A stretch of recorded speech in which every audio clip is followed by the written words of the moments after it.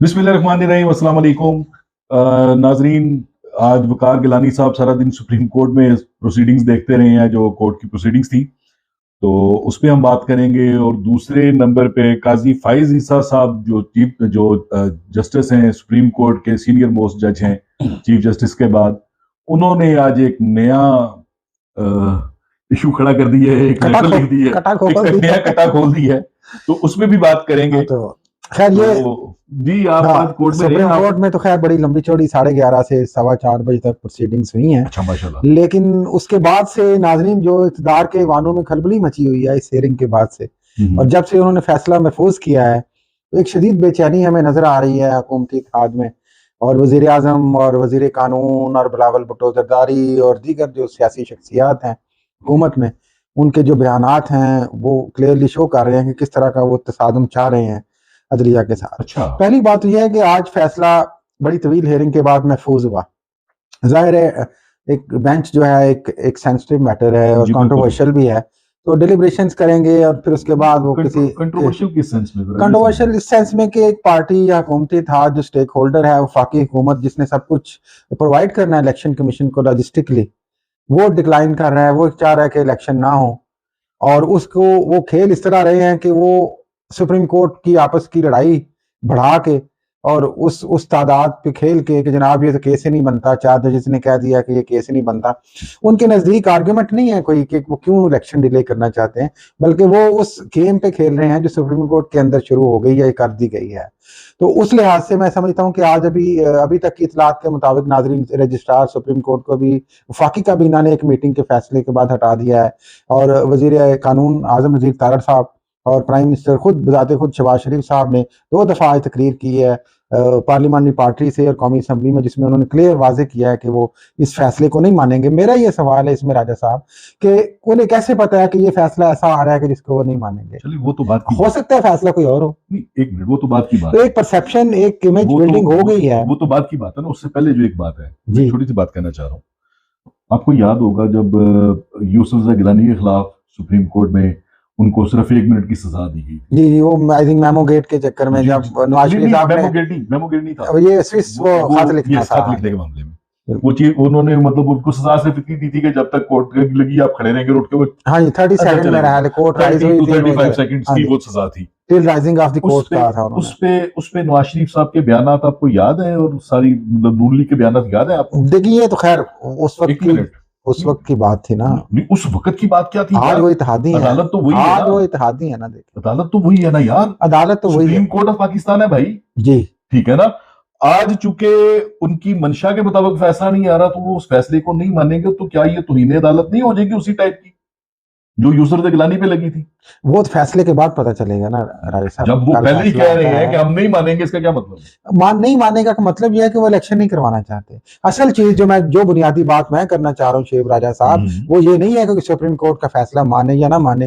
काबिल तकलीफ ये बात है कि पंजाब पाकिस्तान का सबसे बड़ा सूबा है, आधे से ज्यादा इसकी आबादी है, एक जमहूरी हुकूमत जो खुद एक कदम एतमाद कर कामयाब करवा के वो अपने इक़्तिदार में आई है, और उस वक्त उन्होंने कहा कि ये जमहूरी अमल है, जमहूरी अमल है, और वो इलेक्शन का रास्ता 3 जजों के फैसले के ऊपर, और वो इलेक्शन का रास्ता रोक रहे हैं। वो लोगों को अपने नुमाइंदे मुंतखब करने का रास्ता पंजाब जैसे बड़े सूबे में 1 साल तक के लिए क्यों रोकना चाहते हैं? इसलिए भाई के मतलूबा नताइज नहीं मिल रहे, ना मिले, लेकिन ये जमहूरियत नहीं है ना। फिर आप कहें कि आप इनकी जमहूरियत यही आप है, धांधली चाहते हैं, आप इनकी जमहूरियत यही है। यही तो फिर आप गुस्सा कर जाते हैं जब मैं कहता हूं कि नून लीग कोई पॉलिटिकल पार्टी नहीं है, इस पे आप गुस्सा कर जाते हैं। लेकिन मेरा ख्याल है इसमें और भी स्टेक होल्डर्स हैं, जिस तरह बिलावल साहब ने आज कहा कि अगर ये 3 रुकनी बेंच जो है इसी ने कुछ कर दिया और लार्जर बेंच ना बना, तो हो सकता है कि इमरजेंसी और मार्शल की राह हमवार हो जाए। मेरा ख्याल है एक तो एक अंदर का खौफ है, दूसरा एक खौफ पैदा करने की, डराने की कोशिश की जा रही है अदलिया को कि आप ये काम ना करें, आप इलेक्शन की डेट ना दें, जिसमें हम मजबूरी में सुप्रीम कोर्ट के ऑर्डर में फंस जाएं। मजे की बात यह है कि देखिए, इतना सोशल मीडिया पे तूफान उठा है, और इस पे इरफान कादर साहब जो इलेक्शन कमीशन के वकील हैं, उन्होंने आज सोशल मीडिया का रेफरेंस भी दिया है सुप्रीम कोर्ट को, चीफ जस्टिस को, कि देखें आपके खिलाफ क्या क्या सोशल मीडिया पे चल रहा है, जिसको उन्होंने एक हंसी मजाक में उड़ा दिया।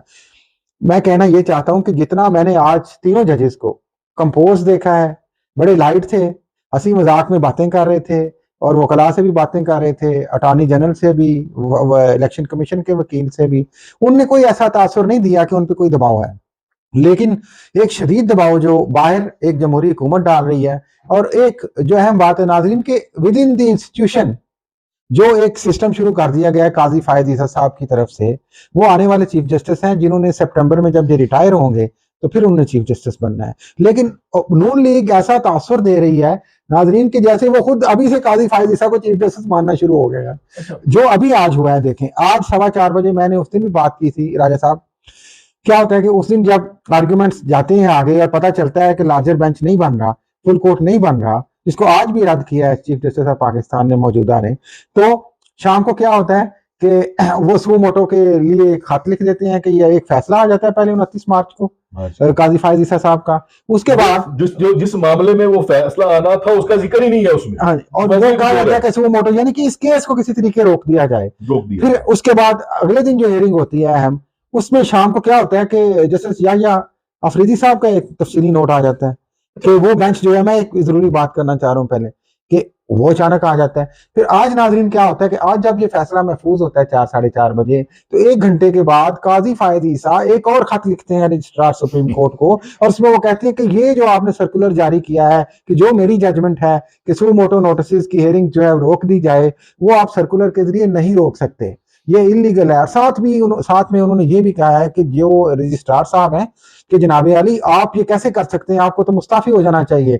और साथ में वो ये भी लिखते हैं कि आप तो एक ब्यूरोक्रेट हैं, आप इस सीट पे कैसे बैठे हुए हैं। ये सब कुछ उन्हें आज फैसला महफूज होने के बाद अचानक याद आया कि ये सब कुछ करना है, ये सब कुछ। और उनके आप ये देखें ना काम किस तरह, एक नेटवर्क किस तरह से चल रहा है। उधर से लेटर आता है, फिर उसके बाद उधर से स्पीचेस होती हैं कौमी असम्बली में, 8 बजे एक स्पेशल मीटिंग होती है वफाकी काबीना की, और काजी फायद ईसा साहब के खत की रोशनी में रजिस्ट्रार साहब को काम करने से रोक दिया जाता है। तो इस सारे का मतलब क्या है? मतलब ये है कि नून लीग ये या हुकूमत ये शो कर रही है, जो हमें लगता है या बहुत से लोगों को लगता है कि इस वक्त शायद अताब बंदयाल साहब चीफ जस्टिस नहीं रहे, और जो कुछ है वो काजी फायद ईसा होल्ड कर रहे हैं पूरी सुप्रीम कोर्ट को, और उनकी डायरेक्शंस को साथ लेके चल रही है वफाकी हुकूमत।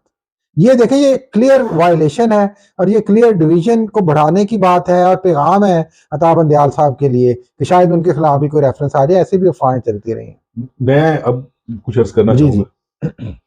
आपको याद है जब काजी फायद ईसा के खिलाफ रेफरेंस आया था? जी जी। उसमें क्या काजी फायद ईसा ने कोई उसको मतलब ये कि जो उनके ऊपर जो इल्जाम थे उनको नलीफाई किया था? नहीं, उनकी बेगम वहां पे रोई है, और उस रोने पे उस वक्त सुप्रीम जुडिशियल काउंसिल ने सिर्फ ये नहीं लिखा कि कल को अल्लाह ताला इनसे नहीं पूछेगा, बाकी उन्होंने लिख दिया कि जनाब इनसे कोई पूछ ही नहीं सकता। डिफेंड किया तो बिल्कुल ठीक है, बड़ा क्लियरली डिफेंड किया गया था। उन्होंने कहा ये क्या ये जो गलतियां होती हैं ना, ये फिर आगे भुगतनी पड़ती हैं। लेकिन ये देखें ये देखें, बात सुने, नहीं बात ये नहीं है भाई, बात ये है कि काजी फायद ईसा साहब जो हैं इस वक्त वीडियो अपॉलॉजी वो पूरी तरह नून लीग की मतलब क्या कहना है उसकी लाइन पे चल रहे हैं थ्रू आउट। आप उनकी पहले दिन से लेकर आज तक की जितनी भी प्रोसीडिंग्स जो चल रही हैं उसको देख लें। जब ये बंदा चीफ जस्टिस ऑफ पाकिस्तान बनेगा तो फिर ये मतलब ये कि मेरे ख्याल में इसको जाती उम्र शिफ्ट कर दें, मतलब ये कि सुप्रीम कोर्ट देखें ये आप तो फिर ये मतलब अवाम के लिए तो नहीं है ना, ये आपका तहफ़्फ़ुज़ बजाय। देखें एक तरफ अगर आप उमर अताब बंदयाल को कह रहे हैं कि आप नून लीग के खिलाफ फैसले देते हैं, आप मैं एक बात कर रहा हूँ के खिलाफ नहीं है, ये आईनी मसला है यार। मैं एक बात कर रहा हूँ, एक तरफ जो हुकूमती इत्तेहाद ये कह रहे हैं ना राजा साहब, दूसरी तरफ आप जो आने वाले चीफ जस्टिस हैं वो पूरा ये इंप्रेशन दे रहे हैं कि वो अपनी इंडिपेंडेंस को कंप्रोमाइज कर चुके हो, ऐसा लगता है। और आने वाली ये एक पैगाम है आई थिंक, अगर एक इंडिपेंडेंट मीडिया के लिए भी और लोगों के लिए भी, क्या आने वाली इसका मतलब है जो अदालत उज़्मा के चीफ जस्टिस होंगे वो फिर एक खास लाइन को टो करेंगे, तो वो कैसे आजाद होंगे, वो कैसे इंडिपेंडेंट होंगे? ये बहुत बड़ा एक सवाल है। देखिए उनकी स्टोरी तो शुरू हुई थी जब उन्होंने ISI के खिलाफ फैसला दिया था फैजाबाद वाले धरने पे, तहरीक लबैक पे। उस चीज को उन्होंने जब उसकी वजह से PTI को कहा गया था, जो अब क्लियर बात आ चुकी है हर जगह पे कि वो रेफरेंस फाइल करें इनके खिलाफ, और उसके नतीजे में वो कुछ ढूंढ ढांड के उनके मतलब लेके आके एक रेफरेंस फाइल कर दिया गया। ढूंढ के नहीं यार, उनकी चलिए जो एक तरीका कार है, लेकिन मेरा ख्याल है कि एक तरफ आप काजी फायद ईसा साहब यकीनन मोहतरम और जबरदस्त शख्सियत और जज होंगे, लेकिन एक तरफ आप देखें एंटी एस्टेब्लिशमेंट का नारा लगा के अपने आप को पॉपुलर करवाते हैं, दूसरी तरफ आप एक ऐसी जमात की साइड ले रही हैं जो जमहूरियत का रास्ता रोक रही है। रास्ता रोक रही मेरा है। मतलब कि इलेक्शन कहते हैं अगर होने हैं तो आप 2 महीने पहले आप भी करवा लें। मैंने कल भी कहा था कि 25 जुलाई 2018 को पहले इलेक्शन हुए थे। आज भी आप कौमी असेंबली के भी उसी तरह करवा लें यार। 2 महीने में क्या हो जाना है? जो इमरान खान साहब कह रहे हैं अक्टूबर तक क्या हो जाना है, या अताबन दयाल साहब कह रहे हैं कि अक्टूबर तक कौन से हालात ठीक हो जाने हैं यहाँ पे कि आप सिर्फ 21 अरब रुपया नहीं दे सकते तो आप भाई इलेक्शन करवाने के लिए। अक्टूबर में इलेक्शन नहीं होने, मुझसे लिखवा लें आप। चले कहा तो यही जा वो रहा है यार ना। झूठ है ना, वो झूठ। अक्टूबर तक क्यों ले जा रहे हैं? क्यों ले जा रहे हैं? अक्टूबर तक इसलिए ले जा रहे हैं कि चीफ जस्टिस भी नहीं रहेगा, प्रेसिडेंट का भी टेन्योर पूरा हो जाएगा, हम जो दिल चाहेगा हम कर लेंगे। नहीं तो फायदे साहब इतने कमजोर जाते नहीं होंगे मेरे ख्याल में कि वो नजर, जो नजर नहीं आ रहा था, अभी तो हो सकता है वो अभी भी नजर नहीं आ रहा और सोच के हवाले खुदा से का वास्ता है यार, अभी देख ले लेकिन जो आज ये कर रहा है वो कल क्या करेगा। लेकिन ये देखें, मैं समझता हूँ कि बड़ी जबरदस्त शख्सियत है वो, उनको जुडिशरी के इंडिपेंडेंस पे कॉम्प्रोमाइज करने का तासुर नहीं देना चाहिए। उनकी इस तकसीम से अचानक उनके एक्टिविज्म से ये तासुर यकीनी तौर पे मजबूती पकड़ रहा है कि आने वाली जो सुप्रीम कोर्ट है उसको कैसे कंट्रोल किया जाएगा। मेरे लिए ये बहुत ज्यादा शॉकिंग है कि प्राइम मिनिस्टर ऑफ पाकिस्तान और लॉ मिनिस्टर जो है वो ओपनली कह रहे हैं कि फैसला नहीं मानेंगे, हम मानेंगे। जैसे उन्हें पता है कि ये फैसला है। पहले तो ये सवाल है कि उन्हें पता है ये फैसला है, हो सकता है ये ना आए फिर भी नहीं मानेंगे। फिर तुम और दूसरी जो और मेरा ख्याल है दूसरा नाज़रीन जो ब्लंडर है वो यही है जो हम बार बार जिक्र कर रहा हूँ आज मैं, कि आप काजी फायद ईसा साहब के उस खत की रोशनी में काबीना की मीटिंग बुला के रजिस्ट्रार को बरतरफ कर देते हैं। ये क्या पैगाम है? ये किस तरह का मजाक हो रहा है इस मुल्क की अदालती निज़ाम के साथ, इस मुल्क के सियासी और जमहूरी निज़ाम के साथ। भाई आप क्लियरली बैठे और कहें कि हमने इलेक्शन नहीं करवाने या इस तारीख को करवाने, आए सब बैठे बात करें। गिलानी साहब बात ये नहीं है, वीडियो अपॉलॉजी बात ये है इस पूरे जिस दिन से इमरान खान को हटाया गया है उस दिन से इस कौम के साथ मजाक ही चला आ रहा है। देखिए इन 6-7 दिनों में 6-7 हियरिंग्स हुई हैं इस कोर्ट की इस केसेस में। इसके बावजूद हुक्मरान इत्तेहाद की तरफ से ये तस्वीर दिया जा रहा है कि ये उजलत में किया जा रहा है। और मजे की बात यह कि आज भी 4-5 घंटे की जो राजा साहब हियरिंग हुई है उसमें मैंने नहीं देखा कि हुकूमती इत्तेहाद या अटॉर्नी जनरल साहब ने या इरफान कादर साहब ने जो इलेक्शन कमीशन के वकील हैं कोई ठोस आर्ग्यूमेंट्स दिए हों।